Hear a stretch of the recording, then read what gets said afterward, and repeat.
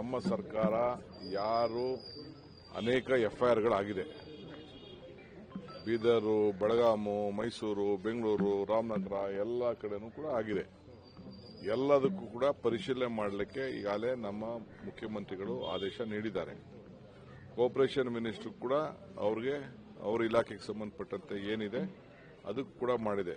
ಈಗ ಆದೇಶ, ಈಗ ಆರ್ಡಿನೆನ್ಸ್ ರೆಡಿಯಾಗಿದೆ. ಈಗ ಕೂಡಲೇ ಚೀಫ್ ಮಿನಿಸ್ಟರ್ ಕೂಡ ಸದ್ಯದಲ್ಲೇ ಇವತ್ತು ನಾಳೆಲೆ ಗವರ್ನರ್ಗೆ ಹೋಗ್ತಾ ಇದೆ. ನಮ್ಮ ಬಡವರನ್ನ ರಕ್ಷಣೆ ಮಾಡಬೇಕು, ಹಂಗಂತ ಅವ್ರಿಗೆಲ್ಲ ಎಕ್ಸ್ಪೋರ್ಟ್ ಮಾಡ್ಲಿಕ್ಕೆ ಸಾಧ್ಯ ಇಲ್ಲ.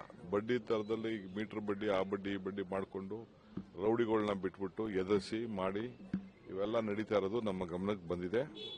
ಪ್ರತಿ ಜಿಲ್ಲಾ ಕಚೇರಿಯಲ್ಲೂ ಕೂಡ ಒಂದು ಹೆಲ್ಪ್ ಲೈನ್ ಕೂಡ ನಾವು ಮಾಡಿದೀವಿ. ನಾನು ಎಲ್ಲ ಕಾರ್ಯಕರ್ತರಿಗೆ, ಎಲ್ಲ ಪಾರ್ಟಿ ಕಾರ್ಯಕರ್ತರಿಗೆ ನಾನು ರಿಕ್ವೆಸ್ಟ್ ಮಾಡ್ಕೊಳ್ತೀನಿ, ಅಂತದ್ದು ಎಲ್ಲೆಲ್ಲಿ ಹ್ಯಾರಾಸ್ಮೆಂಟ್ ಇದೆ ದಯವಿಟ್ಟು ನಮ್ಮ ಜಿಲ್ಲಾಧಿಕಾರಿಗಳ ಹೆಲ್ಪ್ ಲೈನ್ಗೆ ತಿಳಿಸಿ.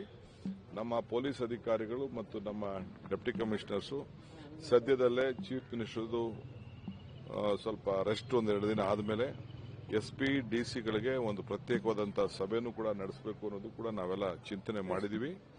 ಇದಕ್ಕೇನು ಬೇಕೋ ನಾವು ರಕ್ಷಣೆಯನ್ನ ನಾವು ಮಾಡ್ತೀವಿ. ಆರ್ಡಿನೆನ್ಸ್ ಆದಷ್ಟು ಜಲ್ದಿ ಹೋಗ್ತದೆ. ಕ್ಯಾಬಿನೆಟ್ ಅಲ್ಲಿ ಮೊನ್ನೆ ಎಲ್ಲ ತೀರ್ಮಾನ ಮಾಡಿದೀವಿ. Sir, Union Finance Minister said that the Karnataka government have become bankrupt. Other side, you have demanded many things. Union Finance Minister should know how much lakh crore they have taken loan. We have not taken such loan. We are managing. Honorable Prime Minister said that when we gave this guarantee, 5 guarantee ಕೊಟ್ಟಾಗ ನಮ್ಗೆಲ್ಲ ಅವ್ರು ಹೇಳ್ತಾ ಇದ್ರು ಅವರು ದಿವಾಳಿ ಆಗೋಗ್ಬಿಡ್ತದೆ ಅಂತ ಹೇಳ್ತಾ ಇದ್ರು. ಆಗಲೇ ಎಲ್ಲ ಎಲೆಕ್ಷನ್ ಈಗ ಅವ್ರು ಗೆಲ್ಲಕ್ಕೆ ನಮ್ಮ ಆದಿ ಹಿಡಿದವ್ರೆ. ನಾವು ಓಟ್ಗೆಲ್ಲ ನಾವು ಕೊಡ್ತಾ ಇದ್ದಿದ್ದು. ಬೆಲೆ ಏರಿಕೆಯಿಂದ ಹೆಣ್ಮಕ್ಳು ತತ್ತರಿಸ್ತಾ ಇದ್ರು. ಗ್ಯಾಸ್ ಬೆಲೆ ಜಾಸ್ತಿ ಆಯಿತು, ದಿನ ಸಾಮಾನ್ಯಗಳು, ನಿತ್ಯ ಸಾಮಾನ್ಯಗಳ ಬೆಲೆ ಜಾಸ್ತಿ ಆಯಿತು, ಬದುಕಕ್ಕೆ ಆಗ್ತಾ ಇಲ್ಲ ಅಂತೇಳಿ ನಾವು ಗ್ಯಾರಂಟಿಗಳು ಕೊಟ್ಟಿದ್ದು. ಅವರು ಇದನ್ನು ಎಲ್ಲಾ ಕಡೆನೂ ಶುರು ಮಾಡಿದ್ದಾರೆ. ಸೊ ಕೇಂದ್ರ ಸರ್ಕಾರದ ನಮ್ಮ ಈಗ ಅವ್ರು ಹೇಳಿ ನಮ್ಮ ದಿವಾಳಿ ಆಗಿದೆಯೋ ಸರಿ, ಅದು ನೆಕ್ಸ್ಟ್ ಪಾಯಿಂಟ್. ಏನ್ ನಮ್ಮ ರಾಜ್ಯಕ್ಕೆ ಕೊಟ್ಟ ಕೊಡುಗೆ ಏನು ಅಂತ ಒಂದು ಪಟ್ಟಿ ಬಿಡುಗಡೆ ಅವರ ಸೆಂಟ್ರಲ್ ಮಿನಿಸ್ಟರ್ಸ್ ಅವರು ಸೇರಿ ಮೊದಲು ನೋಡಿ. ನಾಚಿಕೆ ಆಗ್ತದೆ ಮಾತು. ಏನಾದ್ರು ಈ ನಾಲ್ಗೆಲ್ಲಿ ಮಾತು ಕೊಟ್ರೆ ಆ ಮಾತನ್ನ ಉಳಿಸ್ಕೊಳ್ಬೇಕು. ಫಸ್ಟ್ ನಾನು ಅವ್ರಿಗೆ ರಿಕ್ವೆಸ್ಟ್ ಮಾಡ್ಕೊಡ್ತೀನಿ, ನಿಮ್ಮ ಮಾತು ಉಳಿಸ್ಕೊಳ್ಳಿ, ಆಮೇಲೆ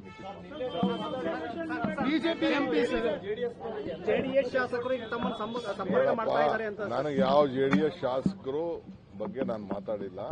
ಬಹಳ ಜನ ಕಾರ್ಯಕರ್ತರಿಗೆ, ಜನತಾದಳ ಕಾರ್ಯಕರ್ತರಿಗೆ ಅವ್ರ ಭವಿಷ್ಯ ಅವ್ರು ನೋಡ್ಕೊಳ್ತಾ ಇದ್ದಾರೆ. ಲೋಕಲ್ ಅಲ್ಲಿ ಆಗ್ತಾ ಇಲ್ಲ ಅವ್ರಿಗೆ.